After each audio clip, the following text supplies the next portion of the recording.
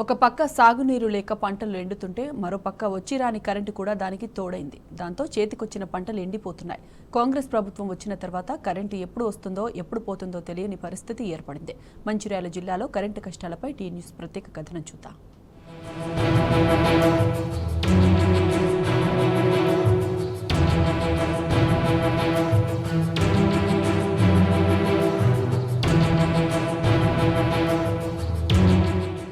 తెలంగాణ ప్రభుత్వం ఏర్పడిన తర్వాత అప్పటి ముఖ్యమంత్రి కేసీఆర్ వ్యవసాయానికి 24 గంటల విద్యుత్ను 2018 నుంచి అందుబాటులోకి తీసుకొచ్చారు.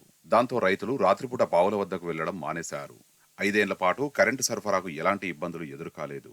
అయితే కాంగ్రెస్ ప్రభుత్వం అధికారంలోకి వచ్చిన తర్వాత 24 గంటలు ఏమో కానీ పగటిపూట కూడా కరెంటు ఇవ్వడం లేదు.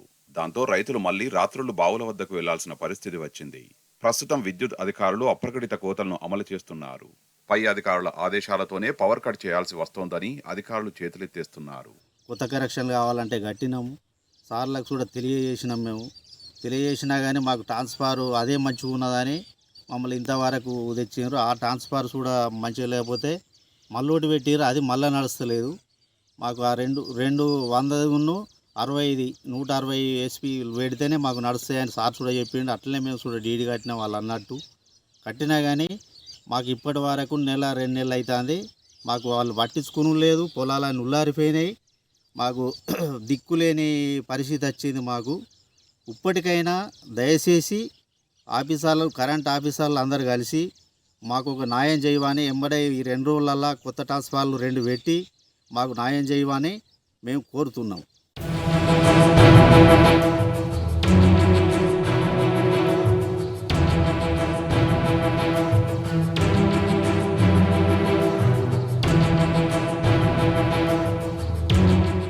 మంచిర్యాల జిల్లా నిన్నెల మండలం గొల్లపల్లిలో 3 నెలలుగా విద్యుత్ సరఫరా సక్రమంగా లేకపోవడంతో సుమారు 80 ఎకరాల్లో పంట ఎండిపోతుంది.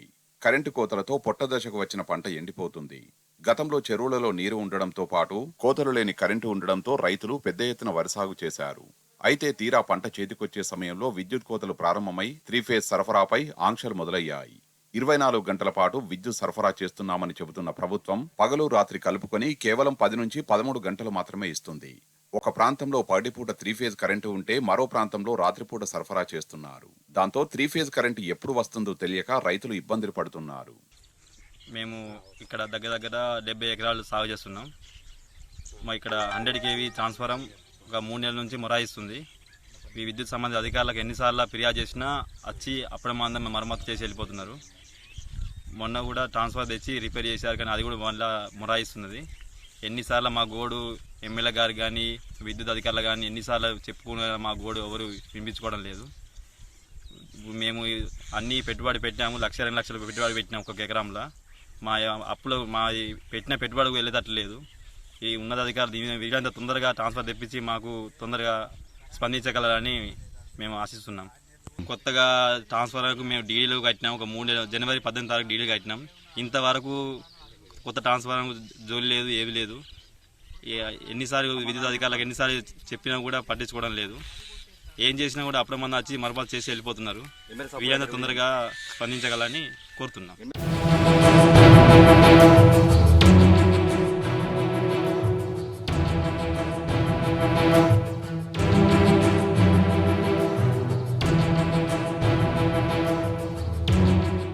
నిన్నెల మండలంలో కరెంటు కోతలతో పొలాలు బీటలు బారుతున్నాయి. మామిడి తోటలకు నీరు అందక పూతకు వచ్చి చెట్లు ఎండిపోయే దశలో ఉన్నాయి. బీటలు వారిన పొలాలను, ఎండిన చెట్లను బతికించుకోవాలంటే నిరంతర నీటి సరఫరా చేయాలి. అందుకు నాణ్యమైన కరెంటు ఇవ్వాల్సి ఉంటుంది. అయితే ఓవర్లోడ్ కారణంగా ట్రాన్స్ఫార్మర్లు కాలిపోతున్నా అధికారులు పట్టించుకోవడం లేదని రైతులు మండిపడుతున్నారు. ఫిర్యాదు చేస్తే అధికారులు చుట్టపు చూపులాగా వచ్చిపోతున్నారని అంటున్నారు. పైగా కొత్త వ్యవసాయ కనెక్షన్ల కోసం డీడీలు తీసి 3 నెలలు గడుస్తున్నా ఇంకా మంజూరు చేయడం లేదని ఆగ్రహం వ్యక్తం చేస్తున్నారు. జనవరిలో నారేసుకున్నాం, కరెంట్ వస్తుందన్న ఉద్దేశం కొద్దీ. ఇప్పుడు కరెంట్ వస్తలేదు. నార్లు వేసుకున్నాం, పొలాలన్నీ ఎండిపోతున్నాయి. ఇప్పటికీ ఒక్కొక్క రైతు ₹1,00,000 దాకా ఖర్చు పెట్టుకున్నాం అప్పులు తెచ్చి. ఈ అప్పులు తీరాలంటే మాకు పంట వండాలి. మాకు పంట వండాలంటే కరెంట్ రావాలి. ఎన్నిసార్లు చెప్పినా ఏదో ఒకటి చేస్తాను, కానీ మాకు శాశ్వతమైన పరిష్కారం చెప్తలేదు. మాకు ఏ మరమ్మతులు చేస్తా అంటాను, చేసులు లేదు, ఏం లేదు. ఈ పొలాలు అయితే ఉల్లారిపోయినాయి. ప్రాజెక్టు కాలువ వస్తా అనుకుంటే కాలువ మరమ్మతులు చేస్తలేరు. ఆ కాలువ నీళ్ళు కూడా వస్తలేవు. ఇటు కరెంటు బంద్ అయింది. ఇప్పుడు మాకు ఏం దోసని పరిస్థితి అయింది. మాకు ఇప్పటికైనా అధికారులు స్పందించి మాకు ఇప్పటికీ ఈ కరెంటు మాకు వస్తే ఇప్పటికైనా కొంచెం అప్పుల మందమన్నా మా ఖర్చులు వెళ్తాయని మేము ఆశిస్తున్నాం. మేము డీడీలు కట్టి కూడా జనవరి 18వ తారీఖు నాడు డీడీలు కట్టినాం. ఇంతవరకు కూడా మాకు ట్రాన్స్ఫారం పెడతా అంటున్నారు, ఎక్స్పెరిమెంట్ చేసిన అంటాను, ఇగో రేపు ఇస్తారంటారు, ఇగో ఇవాళ ఇస్తారంటారు, కానీ ఇంతవరకు అయితే మాకు ట్రాన్స్ఫారం పెట్టలేదు. ట్రాన్స్ఫారం పెట్టకనే మాకు చాలా ఇబ్బందులు అవుతున్నాయి. ఇప్పటికైనా కొంచెం తొందరగా చేస్తే మాకు ఖర్చుల మందం అన్న మాకు పంట వెళ్తుంది అని ఆశిస్తున్నాం. కరెంటుతోటి బాగా కష్టం అవుతుంది. అప్పులు చేసి మేము మందు బస్తాలకు ఏం కట్టినానో అర్థమవుతలేదు. పొలాలు మొత్తం ఎండిపోతున్నాయి. పై ఆఫీసర్లకు కంప్లైంట్ ఇచ్చినా కానీ పట్టించుకుంటలేరు. ట్రాన్స్ఫారం వస్తుంది అంటారు, అయినా వాళ్ళు పెట్టిత్తలేరు. ఎమ్మెల్యేకి అడుగురం చెప్పినాం, ఎమ్మెల్యే కూడా పట్టించుకుంటలేడు.